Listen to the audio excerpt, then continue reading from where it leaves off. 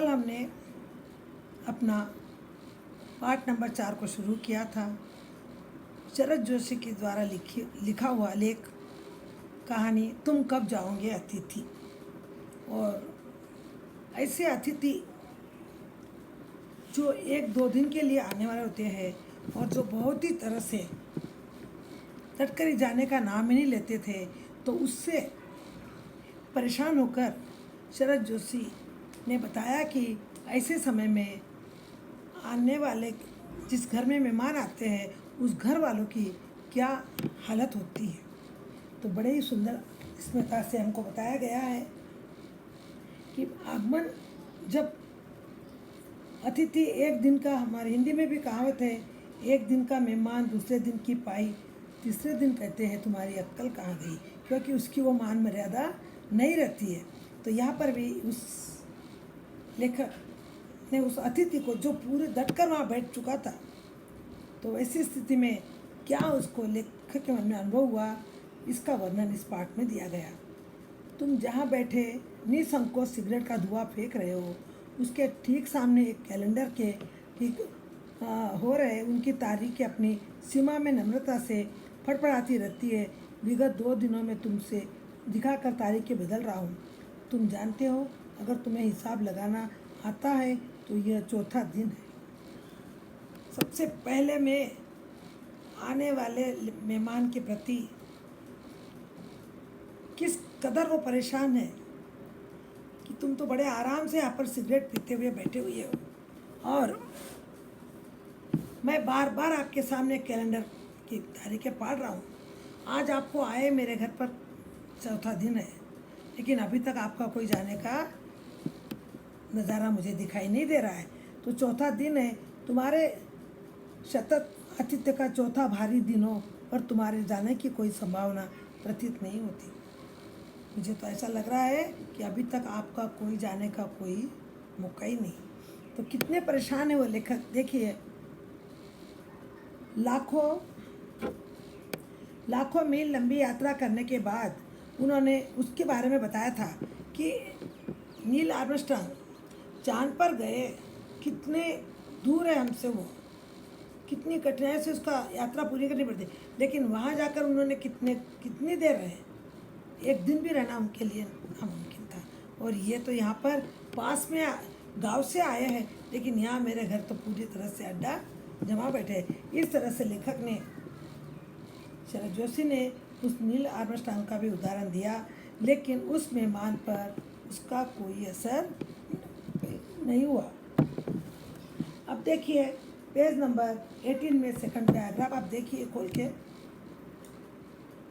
उस दिन जब तुम आए थे, मेरा हृदय किसी अज्ञात आशंका से धड़क उठा था। अंदर ही अंदर कहीं मेरा बटुआ काँप गया। उसके बावजूद एक स्नेह भीगी मुस्कुराहट के साथ मैंने तुमसे गले मिला और मेरी पत्नी ने तुम्हें सादर नमस्ते किया था। फर्स्ट दिन आने के समय जब तुम मेरे घर आए तो एक प्रकार की अज्ञात आशंका, यानी एक प्रकार का डाउट, बाप रे अब ये आ गए, अब ये कब जाएंगे पता नहीं। इससे मेरा मन क्या हो गया, भयभीत हो चुका। लेकिन दिखावे के तौर पर, औपचारिकता के तौर पर मैंने आपको क्या किया, आपका स्वागत किया। मेरी पत्नी ने भी आपको स्नेह भीगी मुस्कुराहट के साथ आपका स्वागत किया और नमस्ते किया। लेकिन अंदर ही अंदर मेरा बटुआ भी, देखिए बात को, मेरा बटुआ काँप गया। बटुआ काँप गया यानी बटुआ यानी पर्स, उसको भी और मेरा हाथ गया कि अब मेरे बटुए के कितने पैसे खाली हो जाएंगे इनके आदर मान करते हुए। यानी आते ही, उस मेहमान के आते ही घर वालों की स्थिति क्या हुई, देखिए। तुम्हारे सम्मान में जो अतिथि हमने रात के भोजन को एकाएक उस उच्च मध्यम वर्ग के डिनर में बदल दिया। तुम्हें स्मरण होगा कि 2 सब्जियां, रायते के अलावा हमने मीठा पकवान भी बनाया। इस सारे उत्साह लगन के मूल में एक आशा थी कि दूसरे दिन किसी रेल से एक शानदार मेहमानबाजी की छाप अपने हृदय में तुम चले जाओगे। मुझे चलो भाई आया है, मेहमान आया है, तो हमने बहुत अच्छे नमकीन बनाया, मीठा बनाया, पूरी ऐसे सोचे एक दिन की बात है, चलो उनकी मेहमानदारी कर लो, कल तो ये वापस चले जाएंगे। इसी आशा में हमने रात के समय खाने में बड़े अच्छे अच्छे पकवान बनाए। उसमें नमकीन था, मीठा था और चाय, वो सभी कुछ चीज़ें थी। मेहमानबाजी की चाप चले जाओगे, तुमसे रुकने के लिए आग्रह करेंगे मगर तुम नहीं मानोगे। और ऐसा सोचा कि औपचारिकता से आप बोलेंगे नहीं जाना है, तो हम बोलेंगे अंदर से तो हम नहीं चाहते कि तुम रुकना है, लेकिन कभी कभी इस ये हमारा ऐसा संबंध होता है कि औपचारिकता से भी हम उसको क्या बोलते हैं, नहीं नहीं रुको अभी और दिन रुको। लेकिन अंदर से कोई व्यक्ति आज के युग में किसी भी मेहमान को 1 या 2 दिन से ज़्यादा रखने के लिए तैयार नहीं होता है। भले ही वो ऐसे कोई बन जाए मेहमान, वो निकट्टू बनकर बैठ ही जाए, तो बेचारे की क्या हालत होती है, इस पाठ के माध्यम से जोशी ने अपने लेख के द्वारा आपको बताया है। तुम नहीं मानोगे और एक अच्छे अतिथि की तरह चले जाओगे, पर ऐसा नहीं हुआ। एक अतिथि क्या होता है कि कहीं पर भी जाता है, एक दिन या दूसरे दिन, उसको अतिथि कहते हैं। जो 4-4 दिन का अड्डा जमा लेता है उसको अतिथि नहीं कह सकते और न उसकी मान मर्यादा पड़ती है। लेकिन हमने तो सोचा कि आप नहीं रहोगे, इसीलिए पहले ही दिन हमने बहुत आपके आओ भगत में सब कुछ खाना भी इतना मज़ेदार बनाया ताकि कल तो ये सब नहीं खाएंगे और फिर आगे जाके हमारी वाह करेंगे। लेकिन देखो क्या होता है, पर ऐसा नहीं हुआ। दूसरे दिन भी तुम अपनी अतिथि सुलभ मुस्कान लिए घर में ही बने रहे। हमने अपनी पीड़ा को पी ली। पीड़ा को पी ली यानी क्या अर्थ है इसका? मन से तो नहीं चाह रहे हम लोग, लेकिन अब क्या करें, जब तुम अब जबरदस्ती रह रहे तो तुमको धक्का देना भी हमारे लिए वाजिब नहीं है। सच्चा अतिथि तो वो होता है जो कुछ पल के लिए, कुछ दिन के लिए, एक दिन के लिए आता है, उसे अतिथि कहते हैं।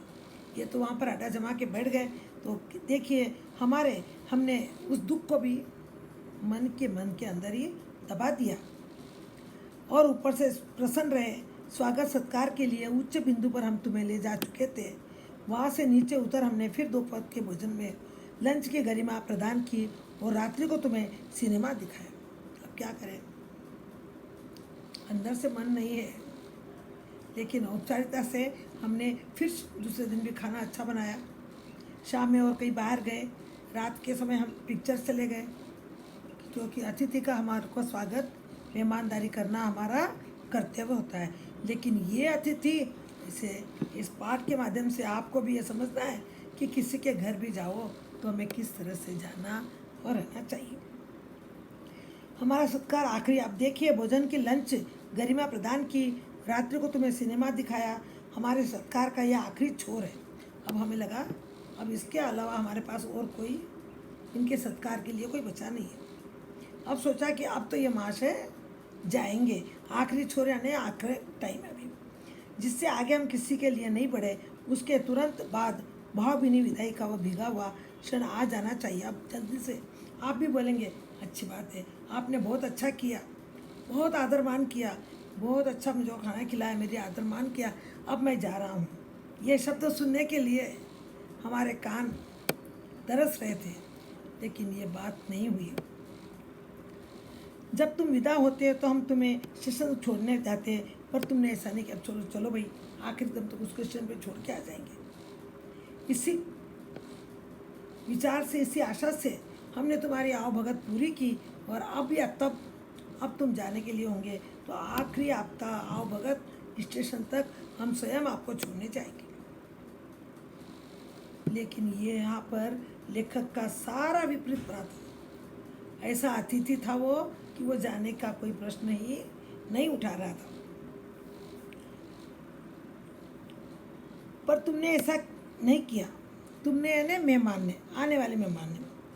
तीसरे दिन की सुबह तुमने मुझसे कहा मैं धोबी को कपड़े देना चाहता हूँ। अब देखिए, ये बात सुनकर सामने वाले की क्या हालत होती होगी। ये तो सोच रहे कि ये कब जाएगा।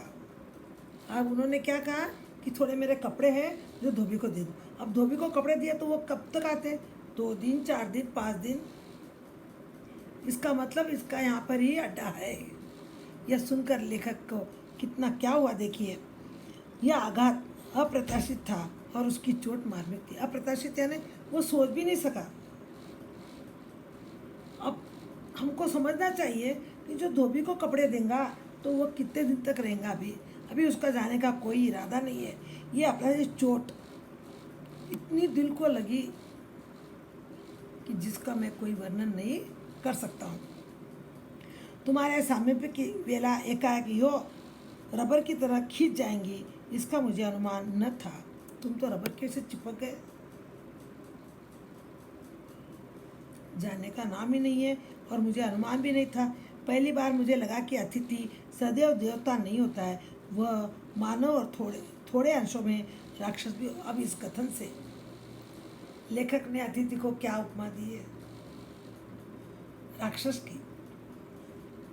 अतिथि देवो भव, हमारे पास संस्कृत में कहावत है कि अतिथि का मान करो, सम्मान करो, क्योंकि अतिथि भगवान का स्वरूप होता है। लेकिन यहाँ पर उस लेखक ने उस अतिथि को क्या बता दिया? राक्षस। बड़े आराम से बैठा हुआ, आराम से खा रहा है, पी रहा है, 3 टाइम 4 टाइम, फिर मनमानी समय में उठना, मनमानी समय में करना। तो ऐसा व्यक्ति कभी भी, चाहे वो, ये तो अतिथि है, ये बात 100% सही है कि जो व्यक्ति घर में आकर बेकार का हो जाता है तो वह सामने वाले को अखरता है। और फिर ये तो अपना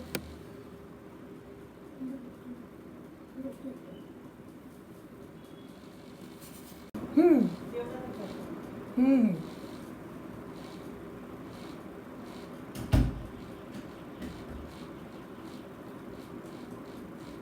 देखिए अब उसकी क्या हालत हुई कि ये बात मैंने बताया कि अतिथि हो चाहे कोई आगतुक हो, घर में हम जिसके घर जाते हैं तो वहाँ पर उसके अनुसार ही हमें अपना समय रखना चाहिए।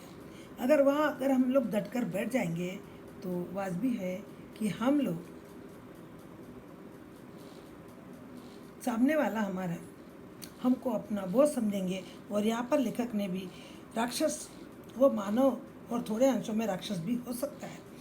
जो मानव होता है वो रियल में अतिथि का, वह जो मानव होता है वह अतिथि की बात को समझता है कि अतिथि को कैसा होना चाहिए। और जो मानव नहीं है, जो डट कर वहाँ बैठ जाता है अड्डा जमा कर, उसको लेखक ने राक्षस की उपाधि दी थी। अब तो किसी लॉटरी पर वे देते हैं, जल्दी धुल जाएंगे। मैंने कहा, मन ही मन एक विश्वास पल रहा था कि तुम्हें जल्दी जाना है। अब मैंने कहा कि भाई लॉटरी पर दे देते जल्दी। उसने कहा कि लॉटरी वाला तो आज दिए और कल दे देता है, लेकिन धोबी तो बराबर कभी भी 1 सप्ताह भी लगाता है, या कभी 15 दिन, या कभी 8 दिन भी लगाता है। तो आपको तो क्या करिए, आप लॉटरी में दे देते हैं, जल्दी धुल जाएंगे। मैंने कहा, मन ही मन एक विश्वास पल रहा है कि तुम्हें जल्दी जाना है। मैंने इस इशारे से उनको ऐसा कहा कि वो सामने वाला समझ जाना कि मुझे क्या करना है, जल्दी जाना है। लेकिन वह राक्षस रूपी मेहमान इस बात को समझा होगा तो भी समझने के लिए तैयार नहीं था। उसका, लेखक का इशारा समझकर भी ना समझ वो बन चुका था। कहाँ है लॉन्ड्री? चलो चलते हैं, मैंने कहा और अपना सहज बनियान पर औपचारिकता कुर्ता डालने लगा। चलो मैं भी चलता हूँ आपके साथ। कहाँ है लॉन्ड्री? चलिए। कहाँ जा रहे हो? पत्नी ने पूछा। इनके कपड़े लॉन्ड्री पर देने हैं, मैंने कहा। मेरी पत्नी की आंखें एकाएक बड़ी हो गई। आज से कुछ बरस पूर्व उनकी ऐसी आंखें देखकर मैंने अपने अकेलेपन की यात्रा समाप्त तो कर दी थी, पर अब जब वही आंखें बड़ी होती है तो मन छोटा होने लगता है। वे इस आशंका और भय से बड़ी हुई थी कि अतिथि अधिक दिनों तक ठहरेगा। पत्नी ने भी अनुभव लगा लिया। पूछा, कहाँ जा रहे हो? मैंने कहा, इनके कपड़े हैं सो लॉन्ड्री में देने जा रहा हूँ। तो उन्होंने क्या किया कि पत्नी की आंखें भी विस्मयित, आश्चर्यचकित हो गई इसका मतलब कपड़े जब लॉटरी में देने जा रहे हैं तो अभी तक इनका जाने का कोई विचार नहीं है। देखिए इस बात से कि मन में आशंका और भय से बड़ी हो गई कि अतिथि अधिक दिनों तक यही रहने वाला है। समझदार को इशारा काफ़ी हो गया।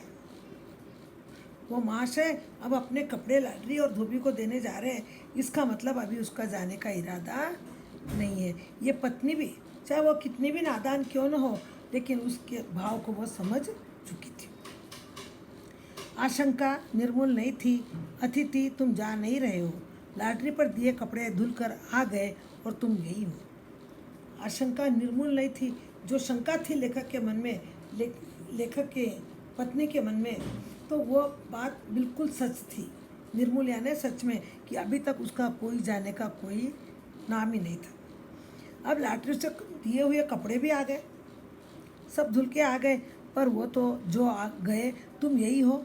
तुम्हारी भारी भरकम यानी लेखक कुछ सब कुछ हो गया तुम्हारा, आओ भगत हो गए, सब जाना, बाहर घूमना, खान पान, आराम इतने दिन से आप कर लिए, लेकिन अभी तक आपका जाने का तो कोई नामो निशान नहीं है। तुम्हारी भारी भरकम शरीर में सलवटे पड़ी चादर बदली जा चुकी है, तुम यही हो। चादर, पलंग की चादर भी बदल गई है, क्योंकि रोज़ दिन भर उस पर पड़े रहते हो, तो पूरी चादर में भी क्या आ गई है, सलवटें आ गई, उसको भी बदल दिया, लेकिन अभी तक तुम्हारा मन नहीं बदला या मन नहीं भरा। अब कब तक आप यहाँ बैठोगे? यानी ये इशारा भी उस राक्षस के लिए कुछ भी नहीं के बराबर था। जो जिसके मन में शंका होती है वो जल्दी से जल्दी अपना काम, वो इशारा समझ जाता है, लेकिन जब निखट्टू बेशरम हो जाते हैं लोग, उनके लिए कोई भी बात वह इस कान से सुनता है, उस कान से निकाल देता है। ठाकुर के रंगीन गुब्बारों जो कल तक इस कमरे में आकाश में उड़ते थे, अब दिखाई नहीं पड़ते। बातचीत में उछलती हुई गेंद चर्चा के क्षेत्र में सभी कोनों में टप्पे खाकर फिर सेंटर में आकर चुप पड़ी हुई थी। कुछ दिन पहले हम लोग आए हुए अतिथि के पास बैठते थे, गप्पे मारते थे, बातें करते थे, हंसते थे और कई प्रकार की मनोरंजक कार्य करते थे, लेकिन अब कोई वो अकेला उस कमरे में पड़ा रहता है और कोई वहाँ पर कोई आवाज़ नहीं और कुछ भी चलन नहीं।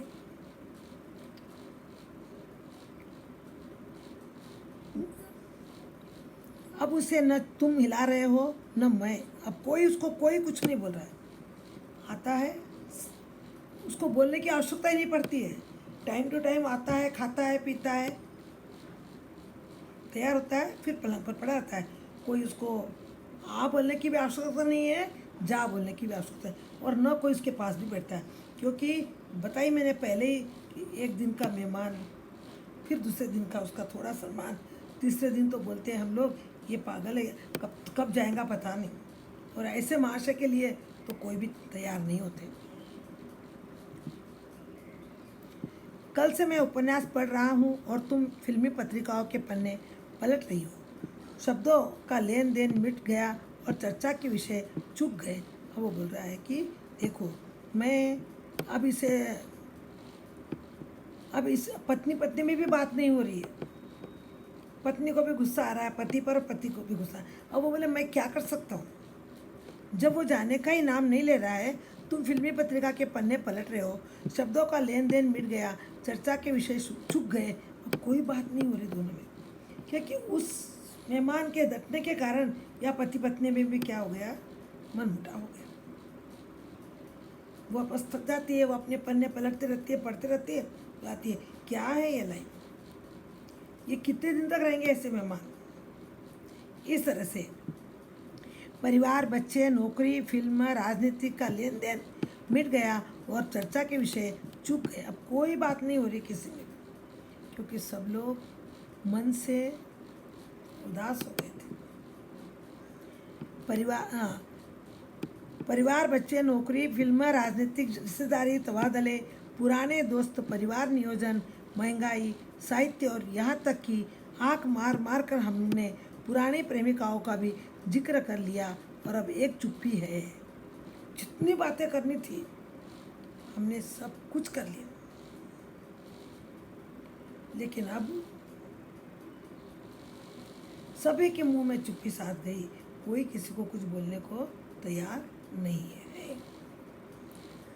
सौहार्द अब शनै शनै बोरियत में रूपांतरित हो गया।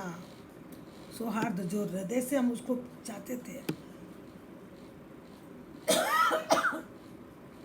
शनै शनै का अर्थ है धीरे धीरे। शनै शनै वो धीरे, शनै शनै अब बोरियत में रूपांतरित हो गया, बोर होने लगा।